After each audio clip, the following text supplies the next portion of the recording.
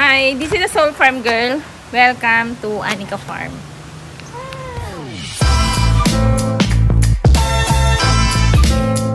Audio Jungle.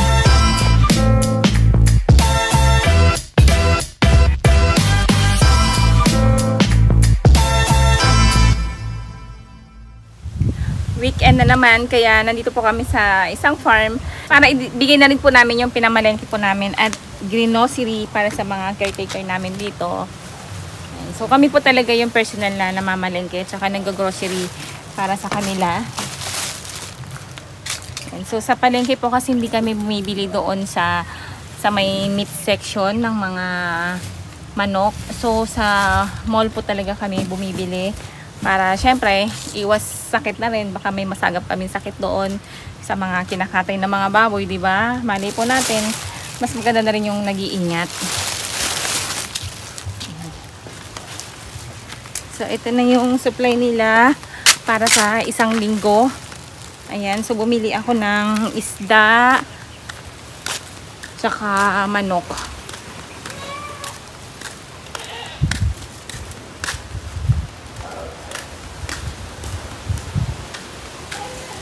Oh.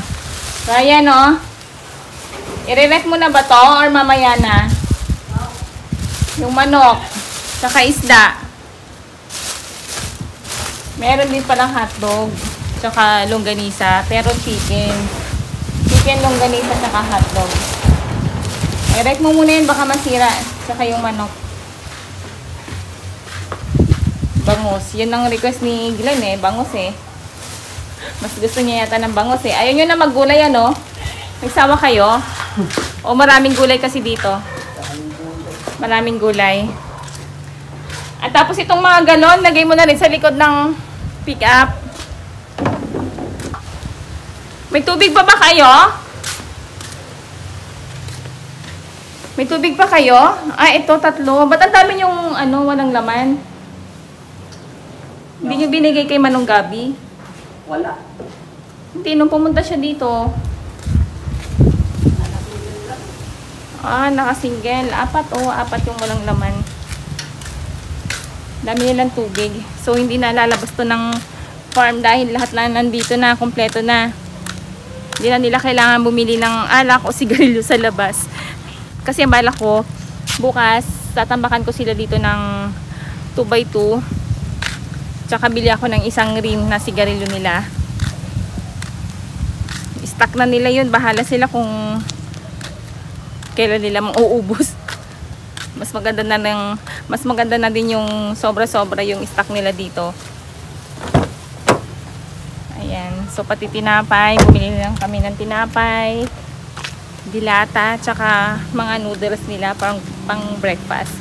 Hindi na rin namin kailangan bumili ng gulay kasi dito pa lang po sa isang farm. Marami ng papaya dito, maraming gulay. Kaya puro isda na lang yung binibili namin. Tsaka manok, yan, mga pang ingredients. So yun na lang lahat. Nakapag-deliver na rin pala ng feeds kanina. So hindi na rin kami nakapunta dito. Pakita ko sa inyo. Ito panibagong batch na naman to. Kasi yung dati, nag-deliver sila ng 250 sacks. So ngayon, ilang sako lahat to? Ha? Spray na ako doon. Ano, Ryan? Ilang sako lahat to? Ano na? 250 ulit? 250. Ah, 250. So itong feeds dito, stock po nila ito ng 14 days. Yan, kasi dati ano 15 days, ngayon 14 days na lang kasi ang lalakas na nilang kumain. Grabe. Kaya magastos. Ayan, ang dami oh. Bagong-bago, kadi-deliver lang. Ayan, so dito sa truck nilagay na rin nila yung ibang feeds. Actually na-spray na to. And then, dadali na rin yan sa taas. So, doon nila ilalagay. Tapos, alisin nila tong plastic. Yan, pagdating doon sa taas.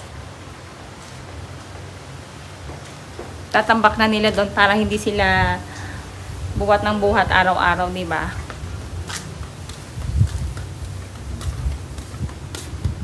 Ilang araw lang nila to kakainin eh, oh. 3 araw lang to.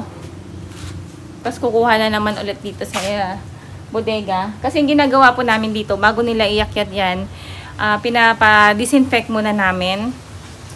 Yun, ng mga 2 araw ha.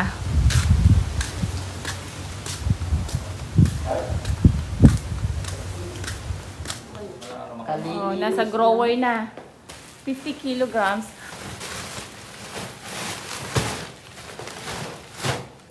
Nasa grower stage na sila.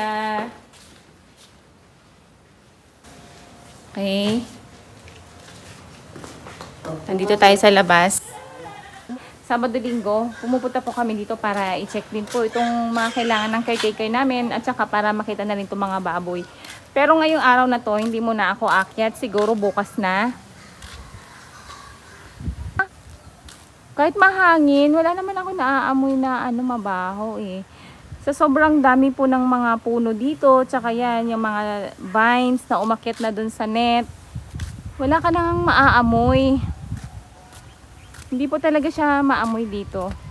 Kala mo nga walang nag-aalaga ng baboy eh, di ba?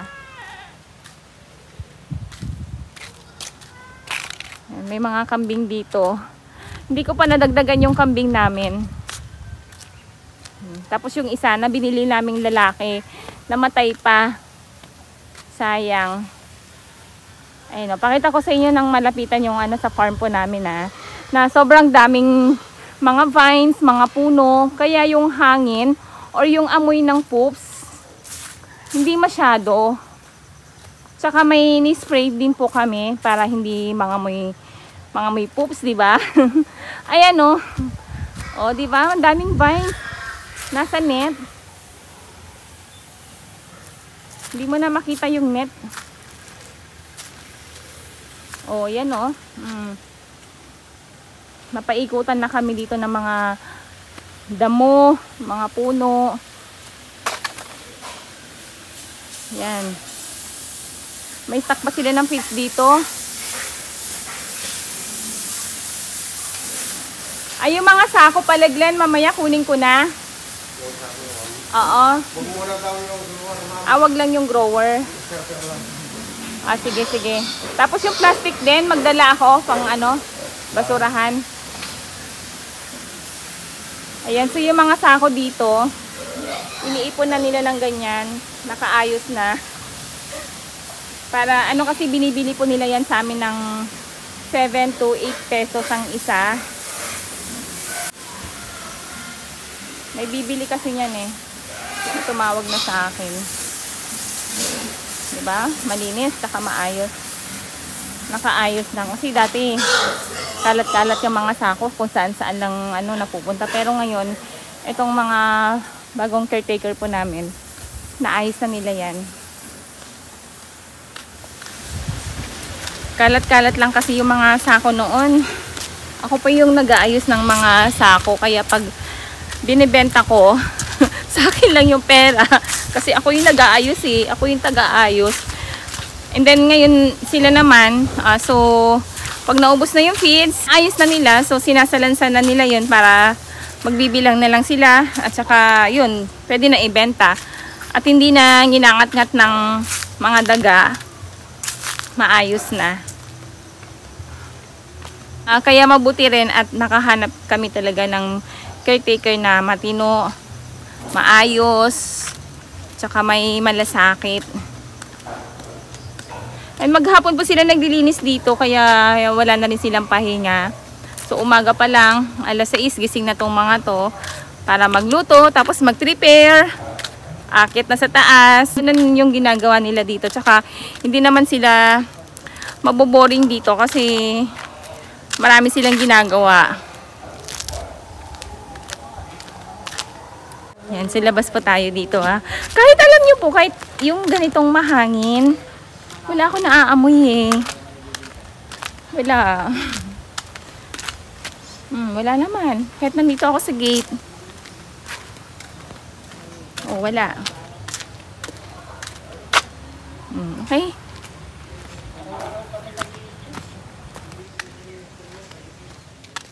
Sa mga hindi pa nakapag-subscribe, please subscribe and hit the notification bell para lagi kayo updated sa mga bago kong video. Happy farming everyone!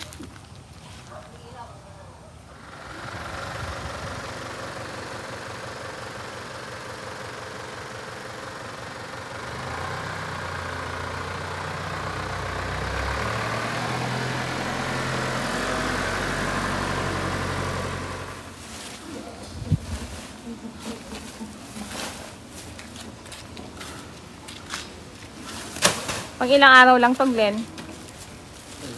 Pang dalawa lang ito. 2 araw lang to? Oh? Every 2 days kayo nag-aakyat? Pang dalawa.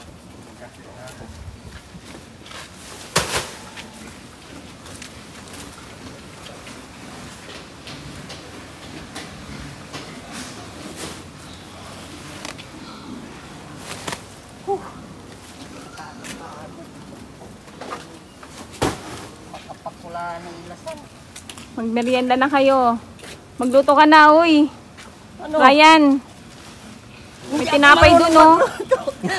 Sayang ito. Mag-noodles ka na lang. Umusok, wow. Hindi ba, marunong magluto? Hindi ako marunong magluto eh. Kahit kanin? Hindi. Ay, gugutumin ka. Kaya ang niluluto ko, noodles eh. Noodles sa kadilata na lang.